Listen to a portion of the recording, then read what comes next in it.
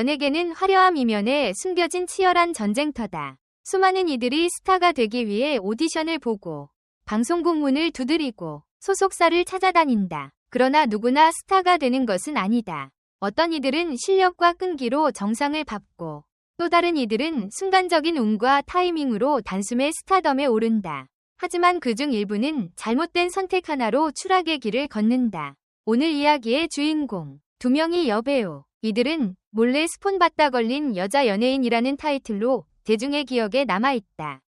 그 화려했던 시절, 그리고 충격적인 몰락의 전말을 지금부터 하나하나 되짚어보자. 영상이 마음에 드셨다면 좋아요 1개와 구독 1개 부탁드려요. 모두들 정말 감사합니다. 1. 김채연, 가명, 납치 자작극과 스폰서, 그리고 충격의 몰락. 김채연은 무용가 출신으로 청순한 이미지와 신선한 마스크로 주목받았다. 데뷔는 유명 음료 CF 하나로 이루어졌고 단 한 번의 광고 출연만으로 그녀는 일약 스타가 되었다. 카메라 앞에서 빛나던 그녀는 시청자들의 사랑을 한몸에 받으며 라디오 DJ까지 맡게 되었고 이후 드라마, 예능까지 진출하며 연예계에서 승승장구했다. 그러나 2000년 3월 그녀의 인생은 180도 바뀌었다. 납치 사건이라는 믿기 어려운 뉴스가 전국을 강타했기 때문이다. 당시 김채연은 라디오 심야 방송을 마친 후 귀가 도중 자신의 아파트 앞에서 기다리던 남성에게 납치되었다고 주장했다. 이 남성은 그녀를 차량에 태워 일산교회까지 이동했고 약 1시간 30분 후 풀어주었다는 내용이었다.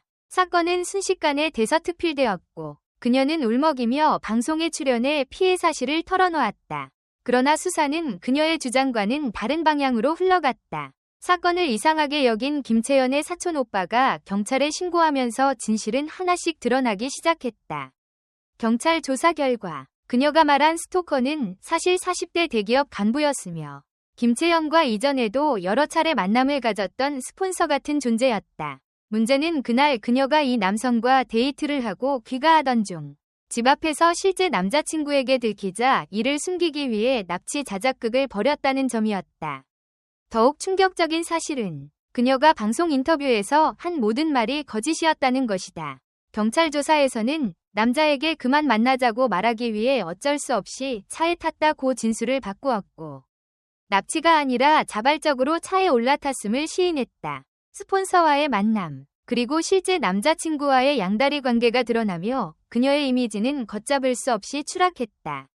김채연은 해당 사건 이후 진행하던 모든 방송에서 하차했고 연예계에서도 자취를 감추었다. 그러나 그 이후 그녀는 이름을 김선경으로 개명하고 재기를 시도했다. 한 드라마에서 하반신 마비 환자 역할을 맡으며 동정 여론을 끌어내려 했으나 이 역시 실제 사고가 아닌 설정에 가까운 연출이라는 비난을 받으며 실패했다. 이후 유기묘 보호소에서 봉사활동을 하며 소식을 전한 그녀는 최근 한 방송에서 다시금 납치가 맞았다고 주장해 논란을 불러일으켰다. 하지만 이미 대중은 그녀의 말을 믿지 않았다. 그녀의 사례는 자작극의 대표적인 예로 남아있으며 연예계 흑역사 중 하나로 회자된다.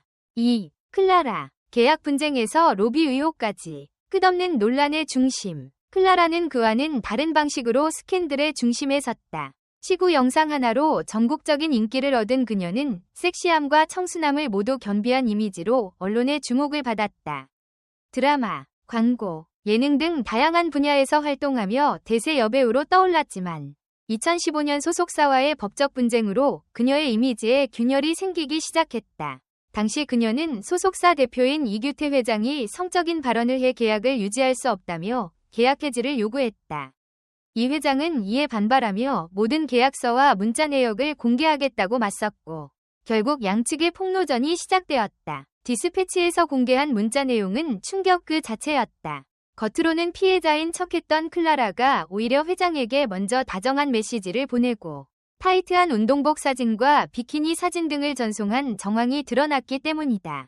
그녀는 회장에게 저랑 함께 하시면 즐거우실 거예요 라는 문구와 함께 자신의 사진을 보내는 등 성적 매력을 적극적으로 어필하는 모습을 보였다. 심지어 하얀색 비키니를 입고 찍은 사진도 여러 차례 전송했으며 회장의 매혹적이다라는 반응에 눈이 정확하시다며 웃으며 답한 메시지도 공개되었다. 이는 단순한 계약 분쟁이 아니라 양측의 감정적 얽힘이 드러난 사적인 관계임을 보여주는 증거였다. 결정적인 장면은 레이디스 코드의 멤버 은비가 사망했을 당시 같은 소속사였던 클라라가 장례식에조차 참석하지 않았다는 사실이었다. 이 회장은 이에 대해 전 국민이 애도하는데 클라라는 코빼기도 비치지 않았다며 분노했고, 클라라는 가고 싶었지만 갈 수 없었다는 말로 해명했다. 하지만 그녀가 과거 은비와 같은 프로그램에 출연했던 사실이 밝혀지며 또 한 번 거짓말 논란이 불거졌다.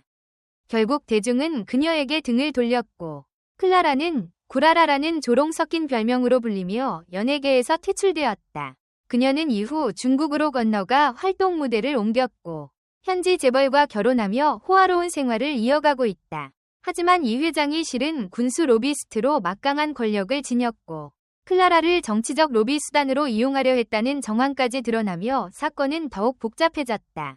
이규태와 클라라의 관계는 단순한 연예인과 소속사 대표의 관계를 넘어서 비리와 권력, 로비와 연예계의 그늘을 모두 포함한 스캔들의 표본으로 남았다. 이 두 사건은 단순한 연예계의 뒷이야기가 아니다.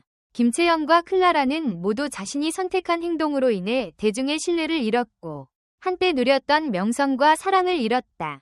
그들의 이야기에서 우리는 무엇을 배울 수 있을까? 연예인의 삶은 대중의 시선 속에서 철저하게 평가받는다. 작은 실수 하나도 치명적일 수 있는 세계.